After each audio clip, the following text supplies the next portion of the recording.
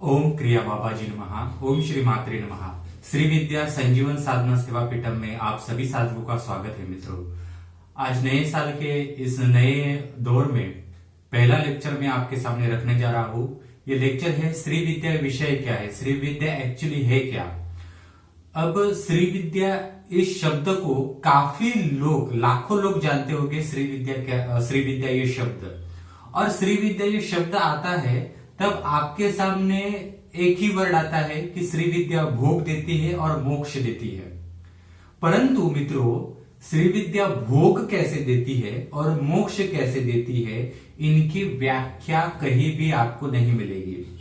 आप गूगल के ऊपर जाइए, गूगल के ऊपर आप श्री विद्या टाइप कीजिए, जहां जहां आपको श्री विद्या की इंफॉर्मेशन मिलेगी वहां वहां आपको एक ही चीज मिलेगी, श्री विद्या भोग और मोक्ष देती है। परंतु आपको कोई भी एक्सप्लेन नहीं कर सकेगा कि श्री विद्या भोग कैसे देती है, श्री विद्या मोक्ष कैसे देती है। दूसरी बात, श्री विद्या जब ये शब्द सामने आता है तब लोगों के सामने श्री यंत्र आता है, ललिता त्रिपुर सुंदरी का फोटो आता है और पंचदशी का मंत्र आता है। अब मुझे आप बताइए मित्रों कि अगर श्री यंत्र घर में रखने से 16 श्री यंत्र अगर घर में कोई रख देता है या 5-10 ऐसे श्री यंत्र घर में कोई रख देता है, तो क्या देवी ऊपर से आकर आपको नॉलेज दे देंगी? नहीं हो सकता मित्रों। काफी लोगों के पास पंचदशी का मंत्र है, आप गूगल के ऊपर पंचदशी मंत्र डाल दीजिए, आपको ऐसे ही पंचदशी का मंत्र मिल जाएगा, किसी शिविर में जाने की भी जरूरत नहीं है। परंतु ऐसा मंत्र लेकर और उसका जाप करके क्या देवी सच में आपके सामने प्रकट होकर वो श्री विद्या का नॉलेज देगी? क्या नहीं दे सकती। श्री विद्या एक ऐसा शब्द है वर्ल्ड में कि इसके पीछे, इसके आकर्षण में हजारों लोगों ने लाखों रुपए खर्च किए हैं, बर्बाद किए हैं। कुछ लोगों ने तो टिकट लगाए हैं 25,000 50,000 के कि श्री विद्या की दीक्षा लेने के लिए, और आगे के लाइन में बैठ जाते हैं। आधा दिन भजन करते हैं और आधा दिन मेडिटेशन करते हैं। मित्रों, श्री विद्या का मेडिटेशन कैसे करना होता है ये इसका भी नॉलेज नहीं है, श्री विद्या भोग कैसे देती है इसका भी ज्ञान नहीं है, और मोक्ष कैसे देती है इसका भी ज्ञान नहीं है। तो ये श्री विद्या है क्या? काफी लोगों के मन में इम्प्लांट किया जाता है कि श्री विद्या की जो परंपरा है वो दत्तात्रेय जी ने श्री विद्या सीखी है, परशुराम जी ने श्री विद्या सीखी है, कुबेर, सूर्य, मनु इन्होंने श्री विद्या की है, अगस्ती मुनि, लोपामुद्रा ने श्री विद्या की है। परंतु मित्रों, एक साइड आप देखते हैं कि इन्होंने श्री विद्या की है, परंतु दत्तात्रेय जी ने श्री विद्या कहां से ली, कौन से प्रकार से ली, वो क्रम क्या था, उन्होंने कितनी उम्र अपनी, कितने जीवन की आयु अपने गुरु के सानिध्य में निकाली वो सीखने के लिए, परशुराम जी किस माहौल से आए थे, उनके पास क्या था, और कब जाकर उन्होंने श्री विद्या धारण की, किसी को भी पता नहीं है मित्रों। कोई ये सामने वाले को बताने की जरूरत ही नहीं करता। अगस्त्य मुनि का भी वैसा है, लोपामुद्रा का भी वैसा है। बस होता क्या है मित्रों कि आपको बताते हैं कि दत्तात्रेय जी की है, आदि शंकराचार्य जी की है और अगस्त्य मुनि की है, परंतु इन्होंने किस क्रम से, किस प्रकार से दीक्षा ली है इसके विषय में कोई भी ध्यान नहीं देता। इसके लिए आपको दत्तात्रेय जी का चरित्र पढ़ना चाहिए, आदि शंकराचार्य का चरित्र पढ़ना चाहिए, अगस्त्य मुनि, लोपामुद्रा का चरित्र पढ़ना चाहिए, ललिता सहस्त्र नाम का एक प्रकार से एक सही तरीके से स्टडी करना चाहिए, तभी आपको कहीं श्री विद्या सब्जेक्ट क्या है समझ में आएगा। श्री विद्या सिर्फ त्रिपुर सुंदरी को पहचानने की कला नहीं है मित्रों। 10 महाविद्याएं हैं। 10 महाविद्याओं में श्री विद्या काली कुल में भी कन्वर्ट होती है, श्री विद्या तारा कुल में भी कन्वर्ट होती है, श्री विद्या त्रिपुर सुंदरी के कल्ट में भी कन्वर्ट होती है, भुवनेश्वरी, छिन्नमस्ता, धूमावती, बगलामुखी, अन्य 9 महाविद्याओं में भी श्री विद्या एक प्रकार से मर्ज होती है। परंतु ये श्री विद्या और त्रिपुर सुंदरी, इनका कनेक्शन ऐसे आ गया सालों से कि ये बाकी की 9 महाविद्याओं जो है वो पीछे चलती गई और श्री विद्या और त्रिपुर सुंदरी आगे चलते गए। जिस प्रकार से आज मैं अपनी बात बताता हूं, मैं 7 साल से इस श्री विद्या के सब्जेक्ट में हूं, स्टडी चल रहा है मेरा, आपने मेरा ब्लॉग देखा होगा, वीडियो देखे होंगे, मुझे भी काफी मेहनत करनी पड़ी मित्रों। अगर शॉर्टकट में मुझे श्री विद्या का अगर ये मिल जाता तो मैं आज यहां नहीं होता, और मैं अगर शॉर्टकट ही मारना होता तो मैं आपको मेडिटेशन वाली श्री विद्या नहीं सिखाता। तो शॉर्टकट से कुछ नहीं होता मित्रों। और मुझे भी एक लंबा समय गुजारना पड़ा है अलग अलग नॉलेज को लेने के लिए। मेरे यहाँ मित्रों में भीड़ में श्री विद्या नहीं सीखा था, मेरे यहाँ रिचुअल्स फॉर्म में ही श्री विद्या सिखाई जाती है। आदि शंकराचार्य ने भी रिचुअल फॉर्म में सीखी थी, दत्तात्रेय जी ने, परशुराम जी ने भी रिचुअल फॉर्म में ही सीखी थी। लोपामुद्रा, अगस्त्य मुनि, ये सारे रिचुअल फॉर्म के ही श्री विद्या है, क्योंकि ये बहुत बड़ा मेहनत का सब्जेक्ट है। श्री विद्या इस नाम का अर्थ क्या है कि सबसे श्रेष्ठ विद्या, सबसे श्रेष्ठ विद्या। अब विद्या का अर्थ क्या है? एजुकेशन। जब आप एजुकेशन ये शब्द आपके सामने आता है, तब क्या कोई मंत्र आपको एजुकेशन देगा क्या मित्रों? पहले तो आपको मंत्र चलाना कैसे है पता नहीं है। जो पंचदशी श्री विद्या में जो पंचदशी का मंत्र है, उसके 15 तत्व कैसे है, उस 15 तत्व को वैखरी में डालकर, वैखरी को मध्यमा में डालकर, मध्यमा को पश्चंती में डालकर, पश्चंती को परा में डालकर नादों का अतिक्रमण कैसे करना होता है पंचदशी के मंत्र का, इसका तो नॉलेज चाहिए मित्रों। क्या ये शॉर्टकटली हो जाएगा? क्या आप घर में 16 श्रीयंत्र पंचदशी के मंत्र के जाप करके देवी तो सामने नहीं आएगी आपके, ये सब बताने के लिए। इसीलिए श्री विद्या में गुरु पादुका मंत्र प्रथम दिया जाता है। हस्त का प्रेम हसक्ष मलवरयुम, इस प्रकार से वो जो गुरु पादुका मंत्र है वो गुप्त प्रकार से उस कल्चर में दिया जाता है। इस भ्रम में मत रहिए कि इन्होंने श्री विद्या कर ली है इसलिए हम कर रहे हैं। अगर सच में ऐसा होता तो मेरे पास 15-15, 20-20 साल से लोग आ रहे हैं जिन्होंने अपने 15 साल श्री विद्या की साधना की है, श्री विद्या का पंचदशी का मंत्र किया है, 20 साल श्री विद्या के पंचदशी के मंत्र की है, परंतु अभी तक उनको मोक्ष कैसे मिलता है, भोग कैसे मिलता है, श्री विद्या में कितने प्रकार होते हैं, श्री विद्या में कितने आमनाएं होते हैं, गुरु पादुका क्या होती है, इसका नॉलेज भी नहीं है मित्रों।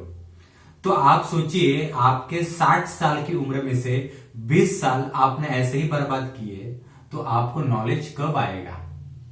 इमेजिन, सबसे श्रेष्ठ विद्या श्री विद्या ऐसा कहा जाता है।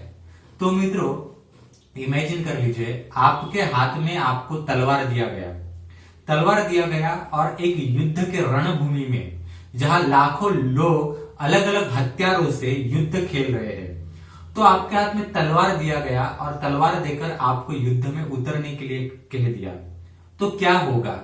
इमेजिन, पहले तो आपकी बॉडी जो है, आपके बॉडी ने तलवार पहली बार उठाई है, तो बॉडी और तलवार का जो वेट है, यहां आप ध्यान से आप देखिए मित्रों, तो बॉडी और तलवार का जो वेट है ये मिसमैच होगा, क्योंकि आपने पहली बार वो तलवार उठाई है। तो तलवार जब आप उठाते हो तब थोड़ा समय देना पड़ता है उस तलवार को, और तलवार को भी समय देना पड़ता है आपके शरीर को, कि वो दोनों मैच हो सके। अब ये तलवार जो है, ये तलवार एक प्रकार से समझ लीजिए कोई मंत्र है श्री विद्या का, या जैसे महाविद्याओं में से कोई मंत्र है। तो आप पहली बार ये मंत्र ले रहे हैं, तो ये मंत्र, एक मंत्र रूपी जो तलवार है, उसकी धार कितनी है, उसको चलाने का तरीका कैसे है, पकड़ने का तरीका कैसे है, कुछ चीजें होती है। जैसे कि आप बंदूक देखिए मित्रों, राइफल जो होती है, राइफल ऐसे नहीं पकड़ते हैं, उसका जो बट होता है वो कंधे को लगाते हैं। कंधे को क्यों लगाते हैं? कि जब आप शूट करते हो, तो जितना आप शूट करते हो उतनी ही ताकत वो पीछे ढकेल देती है, तो आपके कंधों के ऊपर उसका जोर आता है।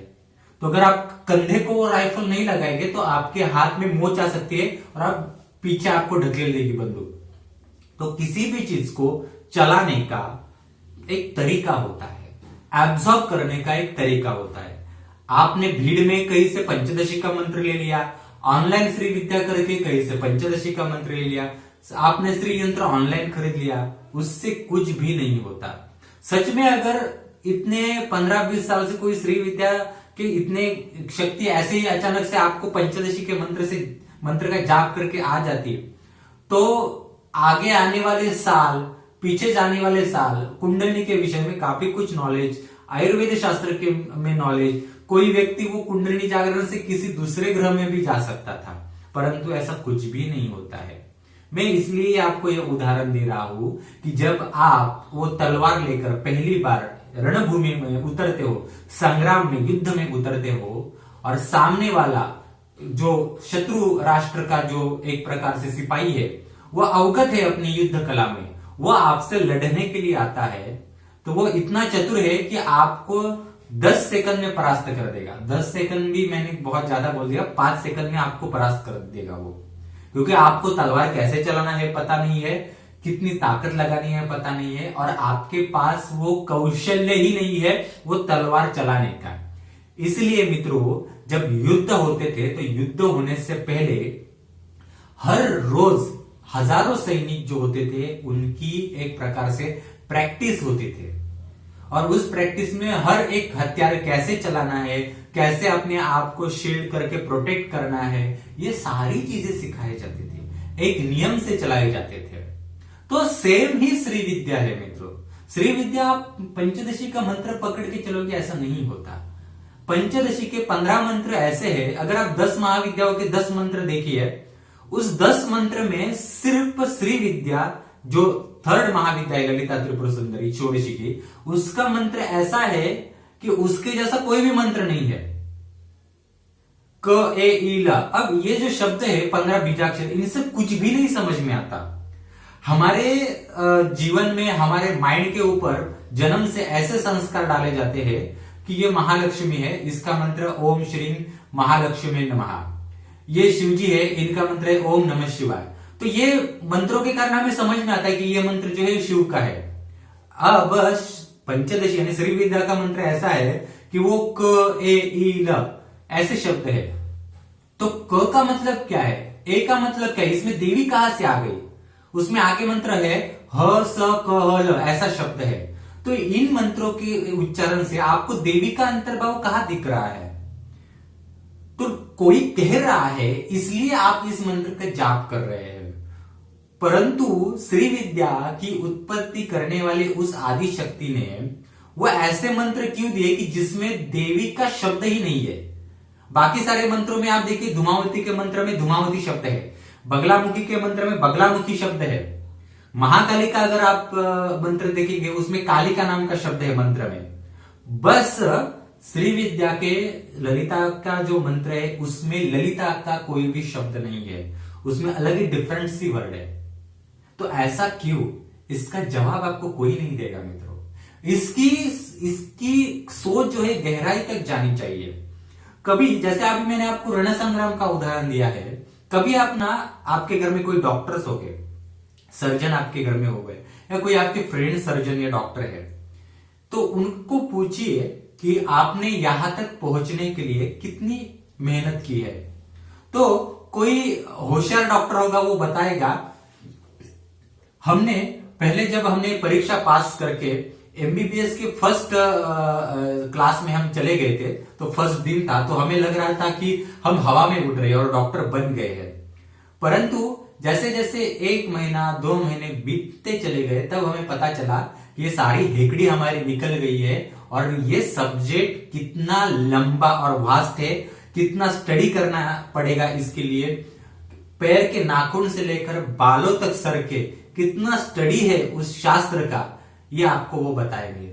जब मित्रों पहली बार डेड बॉडी सामने रखी जाती है, स्टूडेंट के सामने डेड बॉडी रखी जाती है, उसको काटा जाता है, उसके ऑर्गन्स देखे जाते हैं, तब बहुत सारे लोग वो झेल नहीं सकते, उनको उल्टियां होती है, चक्कर आते हैं। तो उसके लिए बहुत बार अपना जो कलेजा होता है, जिगर होता है, वो मारना पड़ता है, मरना पड़ता है, अपने मन को भी मारना पड़ता है उसके कारण। तब जाके कितनी बार वो मरने के बाद वो एक न्यूड बॉडी और उसकी सर्जरी आदमी वहां देख सकता है, कर सकता है। तो कितना मेहनत का काम है ये। वैसे ही पीएचडी स्टूडेंट्स होते हैं, तो पीएचडी स्टूडेंट्स और मास्टर की कहानी आप उनको पूछिए जो जिन्होंने पीएचडी किसी चीज में की है। तो कोई स्टूडेंट जो है किसी मास्टर के पास पीएचडी करने के लिए जाता है, तो वो मास्टर उसे पीएचडी के बारे में कुछ भी नहीं बताता। तो पीएचडी का जो मास्टर होता है वो अपने स्टूडेंट को एक प्रकार से घर के सारे कामकाज करने के लिए कहता है, बर्तन धो जाओ, मेरे लिए खाना लेकर आ जाओ, मेरे ऑफिस का कचरा साफ करो, मेरे फाइलें यहां से वहां कर दो। यही काम जो है 4-5 महीने करवाता है। स्टूडेंट को समझ में ही नहीं आता कि अरे मास्टर के पास में पीएचडी करने के लिए आया हूं और मास्टर मेरे को तीसरे ही काम में लगा देता है। कुछ कारण होते हैं मित्रों, मेहनत होती है, क्योंकि पीएचडी, किसी भी चीज में पीएचडी होती है वो इतनी भी आसान चीज नहीं है, इसलिए बहुत लोगों को वेटिंग रहना पड़ता है पीएचडी करने में, लंबा समय चला जाता है पीएचडी करने में। तो श्री विद्या जो सबसे श्रेष्ठ विद्या कही जाती है, इसमें भी काफी सारे प्रकार है। श्री विद्या में बहुत सारे प्रकार है मित्रों। अधोमुखी श्री विद्या अलग है, ऊर्ध्वमुखी श्री विद्या अलग है, पश्चिम दिशा की श्री विद्या अलग है, सद्योजात विद्या अलग है, ईशान की विद्या अलग है, उसके बाद वामदेव की श्री विद्या अलग है। ऐसे श्री विद्या में काफी प्रकार है। काली कुल में श्री विद्या अलग प्रकार से चलती है, श्री कुल में और सुंदरी कुल में श्री विद्या अलग प्रकार से चलती है। तथा अगर आप मोक्ष की अगर श्री विद्या में कल्पना करने जाए तो मोक्ष के लिए श्री विद्या में पंचम वेद का स्टडी दिया हुआ है। तो ये स्टडी आप कब करेंगे? तो श्री विद्या मतलब क्या है? तो श्री विद्या को समझने के लिए बहुत बारीकी से चीजें समझनी पड़ेगी आपको कि श्री विद्या सब्जेक्ट क्या है, इसका स्टडी कैसे करें हम, आज के जमाने में कौन सी क्रम दीक्षा चल रही है। 6 प्रकार के श्री विद्याओं में सिर्फ आज दत्तात्रेय परंपरा चल रही है और बहुत ही सीक्रेटली जो चल रही है वो एक प्रकार से आनंद भैरव की संप्रदाय की परंपरा चल रही है और तीसरी काली कुल की चल रही है। परंतु इनमें वो रेयर से रेयर है कि वो लोग दूसरे को शामिल भी नहीं करते अपने परंपरा में। उसके लिए काफी कड़ी सारी परीक्षाओं से गुजरना पड़ता है, तब जाके वो उनके कल्ट में, उनके परंपरा में शामिल करते हैं। तो अगर उनके मन में होता तो आप सोचिए, ऐसे कई सारे आश्रम गुप्त रूप से श्री विद्या के चल रहे हैं, ललिता परमेश्वरी की साधना के चल रहे हैं कि उन्होंने पंचदशी मंत्र यहाँ उसको बांट नहीं देते और पैसे नहीं कमाते। ऐसा नहीं कर सकते मित्रों। वो एक श्राप है कि अगर आपको सही प्रकार से श्री विद्या की दीक्षा नहीं दी गई तो जो आपको मंत्र दे रहा है उसको श्राप लगता है और मंत्र लेने वाला भी श्रापित होता है। इसलिए ये सबसे श्रेष्ठ विद्या है कि जिसमें सब कुछ अंतर्भूत है। एक समय आता है कि श्री विद्या में कि आपको पारंगत किया जाता है, नाद शास्त्र में पारंगत किया जाता है, नाद ब्रह्म का नॉलेज दिया जाता है, नाद ब्रह्म में अलग अलग नाद कैसे उत्पन्न होते हैं इसका नॉलेज दिया जाता है, कुंडली के बारे में नॉलेज दिया जाता है, तथा आपको मूलाधार चक्र के नीचे कितने सारे चक्र है, पाताल लोक कैसा है, सहस्त्र चक्र के ऊपर स्वर्गलोक कैसा है, इतनी सारी नॉलेज दिया जाता है मित्रों। आत्मा के रहस्यों का नॉलेज दिया जाता है।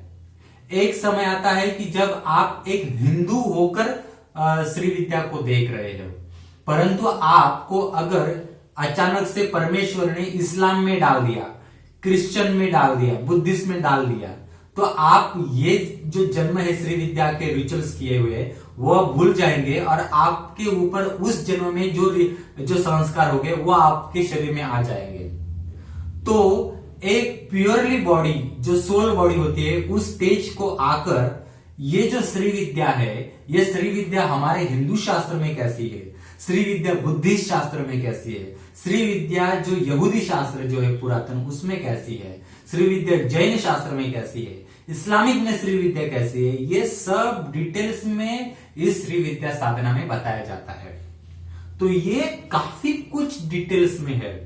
आज के जमाने में जो दत्तात्रेय की परंपरा चल रही है उस दत्तात्रेय की परंपरा में मित्रों महागणपति, मातंगी, वराही, बाला त्रिपुर सुंदरी, ललिता त्रिपुर सुंदरी, षोडशी, महाषोडशी, राजराजेश्वरी ऐसे क्रम है। और ये क्रम करने के लिए, ये पूरा रिचुअल्स करने के लिए काफी लंबा समय चला जाता है और उसके लिए गुरु से कनेक्शन रखना पड़ता है और अच्छी तरीके से बातचीत करके अलग अलग विषयों का नॉलेज देना पड़ता है, गुरु की एनर्जी लेनी पड़ती है। और सबसे पहले गुरु को पता होना चाहिए उसके पास कौन सा शिष्य आ रहा है, उसका नाम भी पता होना चाहिए और शिष्य को भी गुरु का नाम भी पता होना चाहिए और गुरु से उसकी बातचीत भी होनी चाहिए।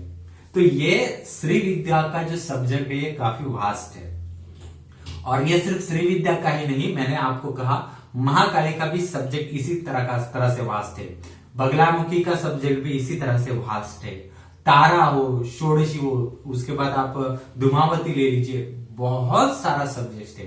बगलामुखी यहां से आपको स्वर्गलोक की जो एक अदृश्य जगत, जो अति सूक्ष्म जगत है, उनकी विद्याएं आपको सिखाती है। धूमावती मूलाधार चक्र के नीचे बैठ के पाताल लोक में जो सारी विद्याएं वो आपको नॉलेज देती है। एक प्रकार से बहुत सारा नॉलेज इसमें है। आप सोचेंगे कि कहीं मंत्र लेकर मैं माला के ऊपर मंत्र का एक रट्टा मारूंगा और हो जाएगा, नहीं होता। बाद में क्या होता है मैं आपको सीरियसली बताता हूं मित्रों। काफी लोग गलत श्री विद्या गलत प्रकार से करने के कारण, उनके पास प्रोटेक्टिव एनर्जी ना होने के कारण, श्री विद्या में आपको प्रोटेक्टिव एनर्जी दी जाती है, शील्ड दिया जाता है। जैसे तलवार दी जाती है उसी प्रकार से आपको शील्ड भी दिया जाता है आपको प्रोटेक्ट करने के लिए। क्योंकि जब आप श्री विद्या में उतरते हो और आपको पता नहीं है कि आपको चलना कैसे है, तब सामने वाली शक्ति अदृश्य जगत से आती है, वो आपके ऊपर अटैक करते हैं। काफी लोगों को ये चीजें पता नहीं है अंदर की, और मेंटली और फिजिकली डिस्टर्ब हो जाते हैं। और मेंटली फिजिकली डिस्टर्ब होने के बाद गुरु से संपर्क नहीं हो पाता, फिर वो अलग अलग जगह पे इंफॉर्मेशन ढूंढते हैं और हम जैसे लोगों के साथ संपर्क करते हैं। मैंने काफी लोग ऐसे देखे हैं मित्रों कि जो फोरम चलाते हैं श्री विद्या के, और फोरम चलाते हैं और उनके खुद के बच्चे, और वो खुद साइकेट्रिस्ट की ट्रीटमेंट तक ले रहे हैं, फिजिकली इम्बैलेंस हो चुके हैं ऐसे, और साइकोलॉजिकली डिप्रेस हो चुके हैं, ऐसे मैंने देखे हैं। तो इसलिए मैं आपसे सावध कर रहा हूं कि जब आप कोई महाविद्या कोई श्री विद्या आप करते हो तो आपको आमने सामने जो गुरु होता है वही बहुत इंपॉर्टेंट है। हवा में बात करने वाले गुरु आपको कोई मार्गदर्शन नहीं करेंगे, वो आपका पैसा लेकर आपको छोड़कर चले जाएंगे। भ्रम की दुनिया में मत जियो और भ्रम की दुनिया के बादशाह मत बनो। मैं आपसे यही कहूंगा। श्री विद्या का और गहराई से नॉलेज चाहिए आपको तो हमारा ये चैनल है ही, हमारा ब्लॉग भी है, वेबसाइट है श्रीविद्यापीठम.com, उसको भी भेंट दे सकते हैं। डिस्क्रिप्शन बॉक्स में इसका लिंक भी दिया हुआ है। और आपको श्री विद्या या अन्य कोर्स सीखना है, श्री विद्या इसेंशियल कोर्स सीखना है, उसमें 9 घंटे के वीडियो लेक्चर श्री विद्या के अनपब्लिश नॉलेज दिया हुआ है, वो अगर करना है तो वो मुझे भी आप कांटेक्ट कर सकते हैं, मैं आपको उसका लिंक प्रोवाइड करूंगा। हमारे ऑनलाइन कोर्स बहुत सारे लोग कर रहे हैं। और मित्रों अगर आपको कोई रिचुअल बेस्ड कोर्स करना है तो रिचुअल बेस्ड आप जरूर कोर्स कर सकते हैं। महामृत्युंजय साधना का 41 पेजेस का बुक फर्स्टली हमारे यहाँ रिलीज हो चुका है, यानी पब्लिश किया है हमने। इंडिया में महामृत्युंजय साधना कहीं भी नहीं है जो ऑथेंटिक रिचुअल से सिखाई जाए। तो ये पूरा रिचुअल बेस्ड सिखाया है इसमें कि शिवलिंग के ऊपर कैसे करना है। दुर्गा सप्तशती साधना है, इसमें भी डिटेल्स में दुर्गा सप्तशती में दुर्गा ने जो अपने अपने साथियों के साथ परिवार के साथ जो पराक्रम किया है उनकी स्थापना कैसे करनी है, ये रिचुअल्स इसमें सिखाया है। और भी प्रत्यंगिरा साधना है, सिद्ध कुंजिका साधना है, सुवर्णाकर्षण भैरव साधना है, इनका आप जरूर लाभ ले सकते हैं मित्रों। आज धन्यवाद मित्रों, और हमारा चैनल सब्सक्राइब कीजिए, शेयर कीजिए और नॉलेज इंक्रीज करके एक सही दिशा में रास्ते में जाने की ये कीजिए। धन्यवाद।